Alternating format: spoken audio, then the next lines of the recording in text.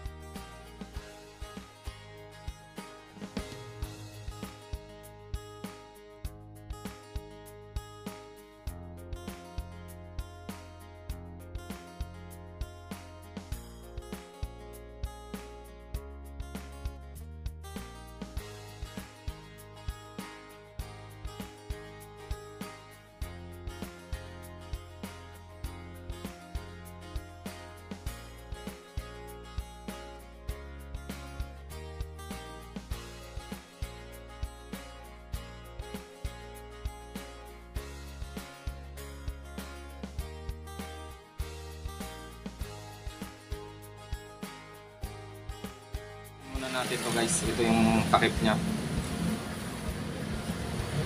Tapay sakto.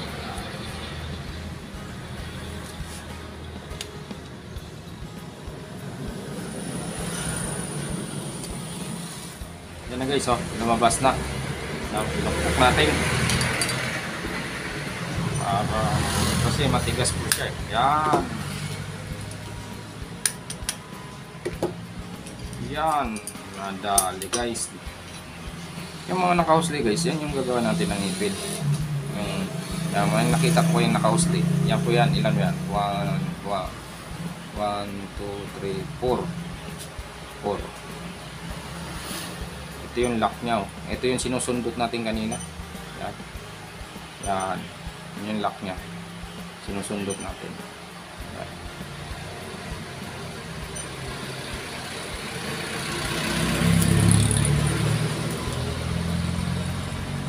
Apat, magkatabi yung apat.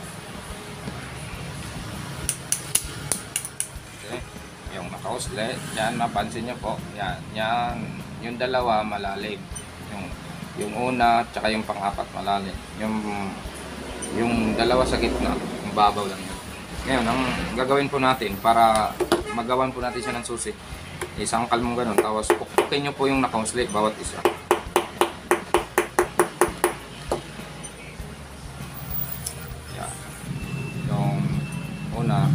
Unang pukpok may baka. Yun ang kikila natin. Try natin. Yung una muna.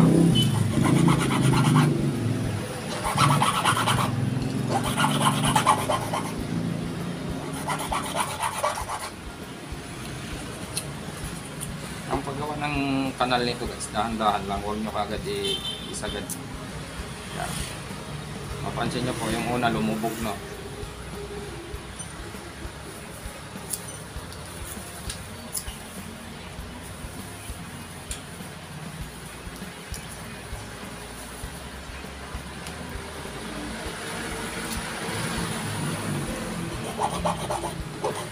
Dito tayo guys sa pangalawa. Mababaw lang yan, mababaw.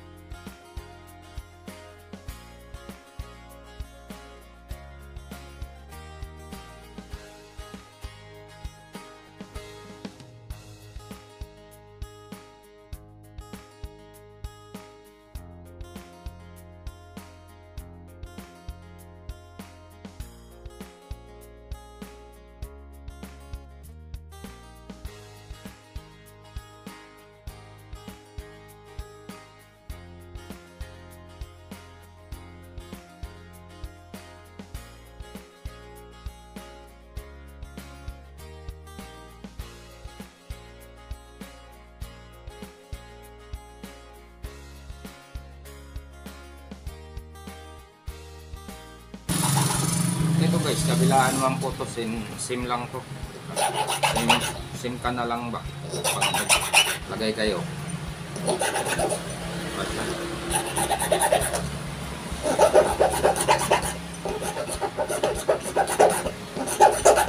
Pansin nyo po, kulang pa. Kulang pa yung una. Babaw pa. Basta pag gumawa ko kayo ng ganito, huwag nyo kagad laliman para hindi kayo ma-rigikan. Kasi po, kahit nga po akong marunong na talaga nito, hindi ko nga kagad sinasagad. Kahit kabisado ko na po yung lalim ng mga pinikikil ko na susi. Basta ang importante, dahan-dahan lang. Huwag nyo kagad isagad para hindi kayo ma-rigikan. Ganun lang po ito, kasimple.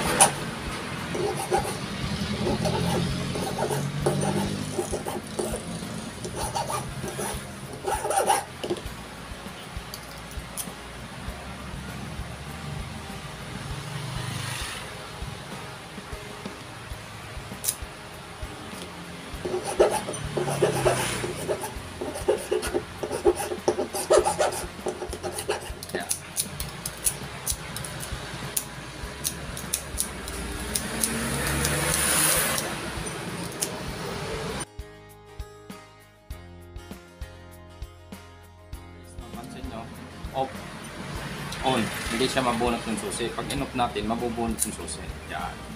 Tapos, dito sa kabila naman, ito yung ano niya, lock. Yan, lock. Yan, lock. Bunot hindi yung susi. Tapos, siyempre, off. Pag on, hindi siya mabubunot. Diba? Off natin. Ngayon, babalik na po natin yung pinagkakalas natin.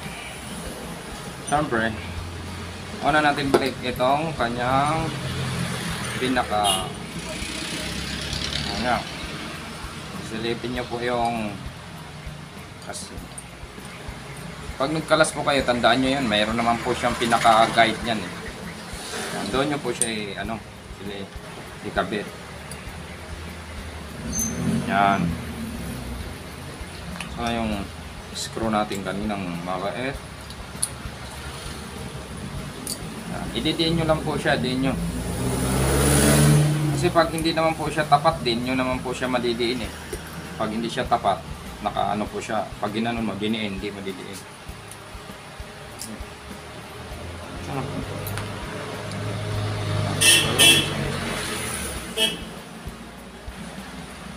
Ito naman guys, ano lang naman talaga to. Ito yung guide para matuto kayo mag-locksmith. Diba? Paano kayo mag-assemble, paano natin siya kinalas, di ba? Lahat nga tayong malaking screw, walang magnet eh.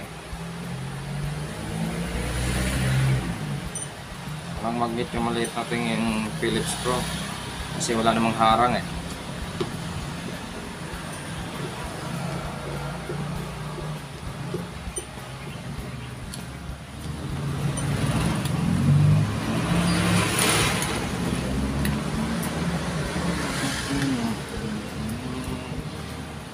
Pag ganitong trabaho ang pinasok mo guys, kailangan lang talaga matyaga ka sa mga ganito. Napansin nyo po, yan o, naglalaro siya o, diba? Yan, pag pinindot mo naglalaro, may spring po kasi siya, spring. Ngayon, siyempre kakabit po natin yung lock nya, lock po nya dito. Siya kabit. Ayun. Pipihitin muna po natin, pipihitin sa lock para ano. Yan.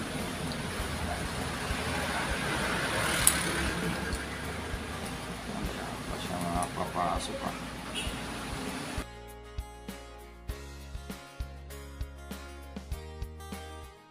Palagay natin yung spring niya. Yan.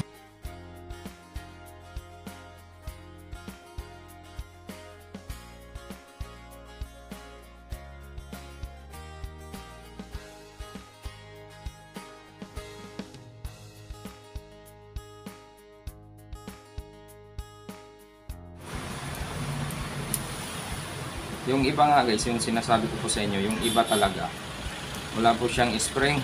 Mas madali. Ito may spring. Ito yung mga susian ng barako.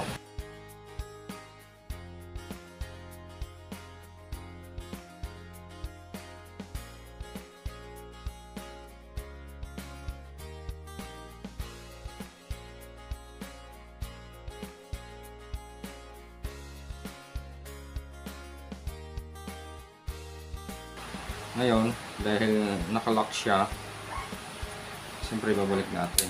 Yan. Guys, papansin nyo yan. Lock mo siyang ganon, ganon, ganon, ganon, ganon.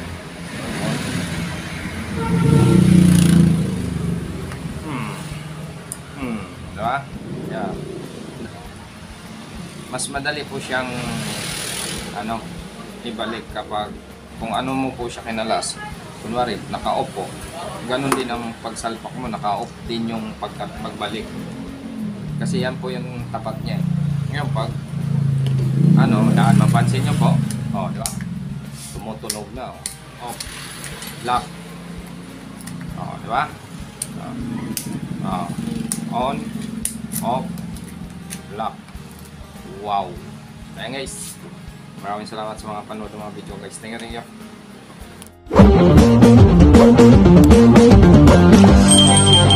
you.